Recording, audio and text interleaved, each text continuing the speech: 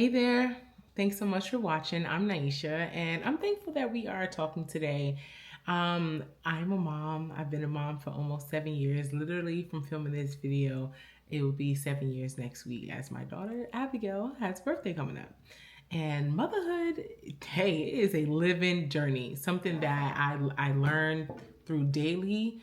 I have to coach myself through or ask questions or check out Instagram and YouTube videos and understand that, listen, mothers are still figuring things out. We're still regulating our own emotions daily. Beyonce just won a Grammy. Cheers. Shout out to her. Album of the year. And in her interview, she shared, yeah, my daughter's getting taller than me and I don't like that. That's it. Beyonce has emotions around motherhood. Listen, we are growing daily. So this video is to share 5 things I wish I would have known before becoming a mother. Because we have children, and like I said, I'm learning daily. So the first thing is your identity will shift, and that's okay. So you're a mom, you're a parent, and I want this applied to all parents, okay? Because not everyone identifies as mom. So you are a parent, and that's okay. You're not just a parent, but you're someone who has additional responsibilities. You're someone who has additional things to do and things to think about. But you also have to understand that you are still a human and you still will take care of yourself. You will identify in different mom groups, different parent groups. You'll identify as someone who's taking care of someone else. But you should also recognize that you are a human. That's definitely number 1. And number 2 is perfection is absolutely a myth. Listen, you see these people online with their homes looking all perfect in the background. Sometimes those spaces are rented. A majority of the time, that is the space that they clean before they press record in that video. And sometimes that space could be a friend or family members. And they're like, hey, listen, we're gonna record in this space. This is not my home, but that's it. Listen, my couch, it looks all right. It got a bowl that has some toast on it before Abigail left. It got a skateboard in the middle of it, and I got some paper wings. I'm a mom. Come to my house. I'm a mom. And I used to be not extremely embarrassed, but I used to be embarrassed of it. Like, oh my God, when people come over, I have to clean up drastically. I'm like, listen, you coming over? I got food. I got drinks. We got a clear space. I said, if you see random toys somewhere, I'm a mom. There's a skateboard literally in the middle of my living room. There's a skateboard, okay? And I have to deal with that. Unless I'm picking up the skateboard right now, it's going to stay there until Abigail comes home. And I will tell her, Abigail, do you think your skateboard is in a good place right now? I'll just ask her. I'll just say, I'll say, Abigail, can you please put your skateboard away? It's not perfection. Motherhood is not perfection, okay? So please do not compare yourself to the people that you see on social media, and definitely don't compare yourself to the people you see on TV, because that is definitely staged. I can tell you that. But the people you see on social media, yeah, again, you may even see this nice, I don't know, do you guys like this background? I don't know. I had some good lighting.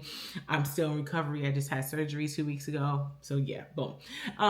You may see that, but you don't know what's happening behind the camera. So do not compare yourself, because you're not sure how far we're going to get with comparison. Okay. Number 3, I wish someone would have told me my relationships will change, and not for the negative, but I will understand, parents will understand a little bit more. Friends who do not have children, they will understand slightly based on based on their personality type, but they won't understand that you can't just go out every other night, and I'm not talking about going out to parties. I don't party. The friends that I have, we don't party, but we like to go to networking events, a book signing, a movie screening. Those things are so much fun, but I can't do it every other night. I can't even do it more than 2 times a week. Okay, if I am, my wife and I have to coordinate our schedule. We have to ask someone, which is going to bring me to another tip at the end. We have to ask someone to watch our child. We have to coordinate schedule. I have to prepare the meals for her. I have to prepare her clothes for school. Before we go on vacation, if grandma is watching our daughter, it's me. Everyone's different. I prepare, if she's going to school, I prepare all 5 of her uniforms for the week. I put it on the banister so it's so easy to take. Prepare all uniforms, and that's including socks, underwear, pants, and dress, because she wear dresses or she'll wear pants. I try to tell her what meals. I literally give probably about 5 meal options for breakfast, lunch, and dinner. Okay, so people don't have to think about it further, and that could be just me. But okay, my point is relationships will change. Everyone is not prepared for you to be a parent. You may not be prepared for yourself to be a parent, but definitely your circle, they may not always be prepared. And that's okay. Number 4, mom guilt is real, but so is mom joy, okay? Mom guilt is real. Listen, children are going to compare things around them. Children are going to say, but my friend had this. Why don't I have this?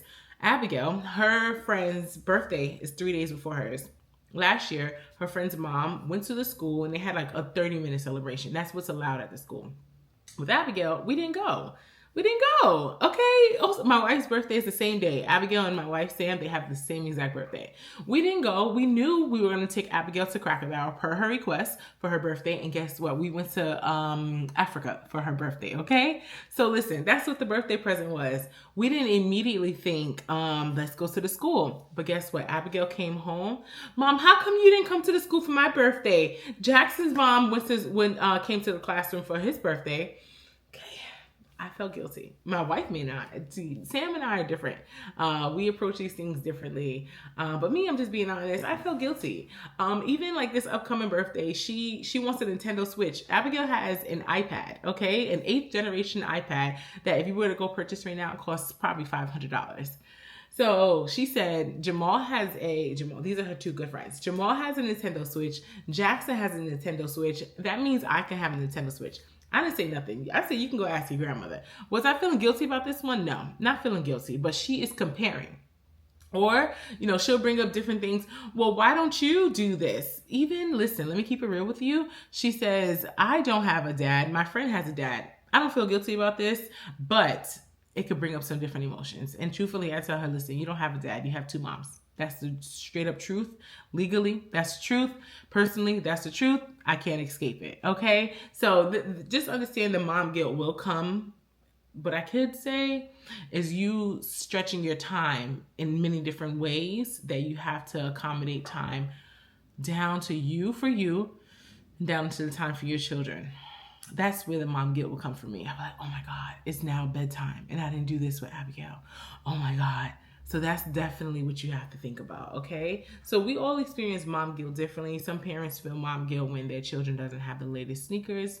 That doesn't really bother me. Some parents feel mom guilt when they didn't get to do something lavish for their children. That doesn't bother me. But more for me personally, emotionally, like that emotional bonding and building, that's when I feel guilty, okay? So understand that mom guilt, it is a thing. All right, and our last and final one, superpower here. We want to talk about superpowers, asking for help.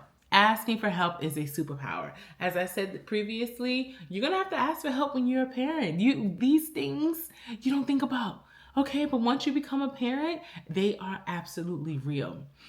In my general life, I have difficulty asking for help. I'm still working on it with my therapists because I have 2. One is a school therapist and one is my personal therapist. And asking for help before I became a parent was difficult. If you think asking for help was before I became a parent was difficult, asking for help now is difficult. And the reason why is because I don't like inconveniencing people. Listen, if they're living their life, they're chilling, have their feet up, watching their TV shows, and then I'm coming and asking you, can you watch my 7-year-old love to play, love to be loud, love to jump around child? That's going to be a different portion of your life. My wife shared, she said, listen, they will say yes if they can, they will say no if they cannot. That was a word for me. I was like, you're right. If they can't, then they'll just say no. But I still feel a little guilty behind it. Okay, so that's another portion of mom guilt I have. But just be prepared to ask for help. I know a lot of people, asking for help is not a problem. Even for my wife, asking for help is not a huge problem at all. Okay, I know some people who they ask for help so much that they don't realize they're asking for too much help. And that's a word right there, because when you're asking for too much help, then how much help are you actually finding for yourself? If that makes sense. How much work are you doing for yourself where you don't have to ask for help? That's something else, okay?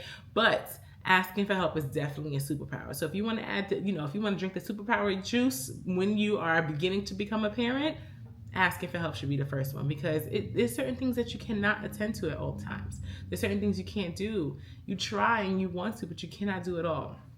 Okay, so I'm just sending love to you. Welcome to this parenthood journey. If you are just beginning, if you are further than me, Thank you for watching this video, because you already know parenthood is a journey and we really need to know how to hone in on our own experience. As I always say, this is just my journey. I'm happy that you were able to take time and watch, and definitely like and subscribe. Please like and subscribe. I want you to understand that we are building a community here, but I also want you to put in the comments, where are you in your parenting journey and what has been the hardest thing that you learned after you became a parent? Okay, thanks so much for watching. I'll talk soon.